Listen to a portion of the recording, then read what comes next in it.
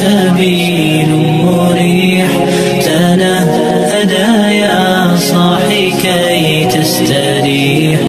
Assalamualaikum warahmatullahi wabarakatuh. Syafi' Reza Basalamah, dia adalah salah satu senior Wahabi, pentolan Wahabi, yang mana dia itu sangat terkenal, masyhur di ketika berbohong atas nama Imam Syafi'i. Dikatakannya bahwa Imam Syafi'i itu mewajibkan kunut subuh, padahal Imam Syafi'i tidak mewajibkan. Hasil istimbatnya, beliau menetapkan bahwa kunut subuh itu sunnah, yaitu sunnah ab'ad. Kemudian dia juga pernah mencemooh, mengolok-olok umat Islam yang melakukan zikir secara bersama-sama, zikir nyaring bersama setelah sholat. Disebutnya bukan zikir, tetapi disebut nyanyian, nyanyi-nyanyi ramai. Betapa tajamnya lidahnya orang ini ya. Akan tetapi kenapa si Syafi' ini kok nggak pernah menyebut-nyebut, kok nggak pernah mengatakan bahwa ayahnya Pak Khalid Basalamah adalah seorang penyanyi, tukang nyanyi setelah melakukan sholat. Padahal Kiai Z Abdullah Basalamah orang yang paling gemar berzikir, orang yang paling istiqomah berzikir, wiridan bersama dan nyaring setelah sholat. Di Indonesia biasanya setelah sholat maghrib apa yang Anda lihat? Apa? Nyanyi-nyanyi rame, nyanyi-nyanyi rame.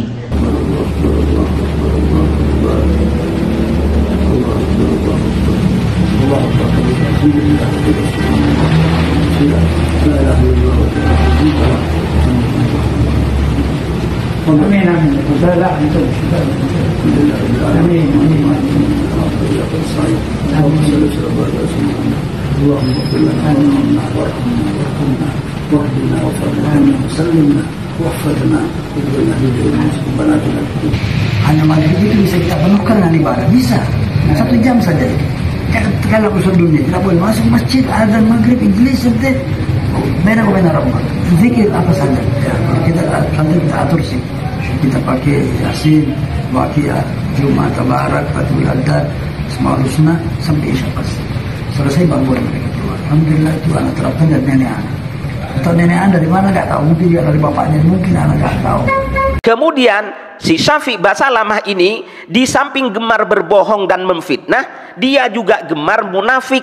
Dia melarang dengan keras, suaranya lantang, berapi-api dan bersungut-sungut untuk melarang umat Islam Nusantara bersolawat Nabi, membaca solawat Nabi dengan menggunakan teks, menggunakan redaksi, dengan menggunakan uslub, menggunakan rangkaian kalimat yang tidak diajarkan Nabi, yang tidak dicontohkan Nabi, yang tidak dirangkai seperti Nabi kalimatnya. Ada pun beberapa bentuk solawat yang tersebar di masyarakat yang bahkan mengalahkan solawat yang berasal dari Nabi SAW, itu perlu diluruskan.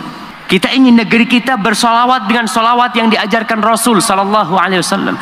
Contoh solawat yang diajarkan Nabi adalah, dengarkan ini bi Wahabi. Bagaimana ucapan lafaz salawat Nabi sesuai sunnah? Allahumma salli wa sallim ala Muhammad. Tapi kalau salawat Ibrahimiyah yang dibaca ketika sholat, maka banyak versinya yang sahih semuanya dari Nabi Muhammad SAW. Allahumma salli ala Muhammadin wa ala ali Muhammad kama sallaita ala Ibrahim wa ala ali Ibrahim. Nah, sekarang mari kita lihat solawat yang tidak diajarkan Nabi dan tidak dicontohkan Nabi. Ya, karena tidak dicontohkan berarti bid'ah, sesat, dan pembacanya diancam masuk neraka. Allahumma salli wa sallim وزد وبارك وأنعم على حبيبك المصطفى ونبيك المجتبى نبينا وسيدنا محمد. اللهم صل وسلم وزد وبارك وأنعم على سيدنا ومولانا وقرة أعيننا وحبيبنا محمد وعلى آله وأصحابه أجمعين. صل وسلم وزد وبارك وأنعم على نبينا وسيدنا محمد وعلى آله وأصحابه أجمعين. Nah, jadi seperti itu ya, jelas. saya bingung untuk membahasnya, saya tidak tahu harus bagaimana. Ndak tingkahmu ini bikin orang bingung, bikin orang pusing. Dan si Syafi ini pernah pada suatu ketika memfitnah pesantren yang menggunakan atau yang mengajarkan kitab kuning. Dia katakan hati-hati memilih pesantren yang menggunakan kitab kuning karena isinya sihir. Kita perlu hati-hati memilih pesantren. Ana pernah beli kitab kuning di Pasar Tanjung, Kota Jember. Beli kitab kuning. Apa judulnya ya? Kalau nggak salah judulnya Manba' Usulil Hikmah. Ternyata isinya sihir. Ternyata isinya sihir. Isinya sihir. Sihir. Yang ingin saya sampaikan di sini begini, kalau nggak bisa baca kitab kuning, jangan beli kitab kuning. Karena orang yang beli kitab kuning itu orang yang sudah menguasai nahwu shorof, orang yang sudah menguasai gramatika Arab. Sehingga di saat berada di dalam toko kitab, dia bisa memilihnya dengan leluasa. Oh, ini judulnya Al-Mu'tamad, ini Nihayatul Muhtaj, ini Minhajul Abidin, yang ini Mughnil Muhtaj, kalau yang ini Kifayatul Akhyar, isinya fikih semua. Itu Mafatihul Ghaib, itu At-Tabari, Al-Qurtubi, Al-Baghawi, Ibnu Katsir, Al-Munir, Sofwatut Tafasir, itu isinya tafsir semua. Juga ada kitab Mustalahul Hadis, juga ada kitab Ulumul Quran dan lain sebagainya. Jika pembelinya seperti itu, maka tidak akan pernah terjadi salah pilih kitab seperti yang kamu alami itu. Belinya ngawur, setelah sampai di rumah dicek melalui terjemahan, ternyata isinya sihir. Ya untung gak isi ular, Kemudian hati-hati bicara di depan jamaah dan kamera. Jangan asal ngomong. Narasimu itu mengarah pada fitnah pesantren, mengajarkan kitab kuning tentang sihir. Kamu kan orang Jawa Timur, tentunya kamu sudah tahu kan pesantren-pesantren di sana yang jumlahnya sudah mencapai ribuan pesantren. Kamu bertanya dulu, kamu bisa masuk ke dalamnya untuk ngecek, untuk tabayun. Bertanya dulu, adakah di antara mereka yang mengajarkan kitab sihir? Begitu.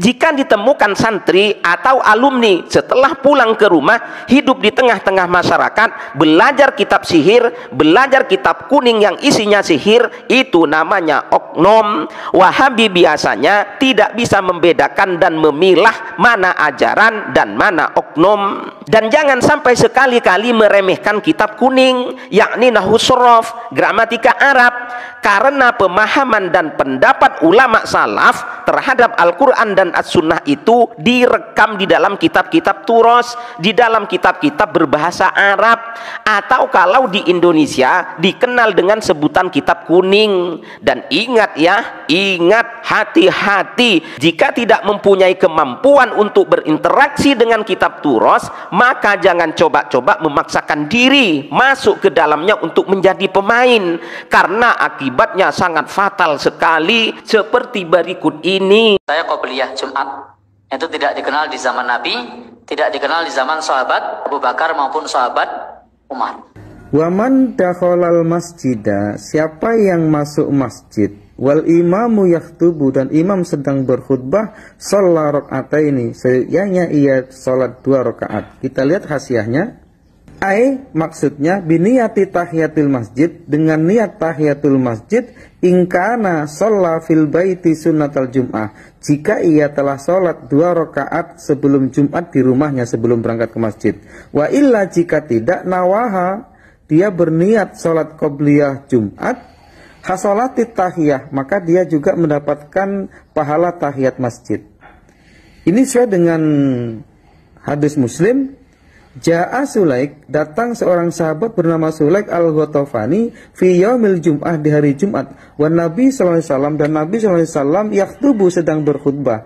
Fajalasa, lalu Sulaik langsung duduk saja. Faqala, Nabi menegurnya, ya Sulaik, duhai Sulaik, kum farka' raka'ataini, berdirilah engkau dan sholatlah 2 rakaat. Dan kalau mereka menjadikan orang yang telah meninggal ini sebagai perantara antara mereka dengan Allah dalam ibadah, maka ini syirik besar. Syirik paling top-topnya.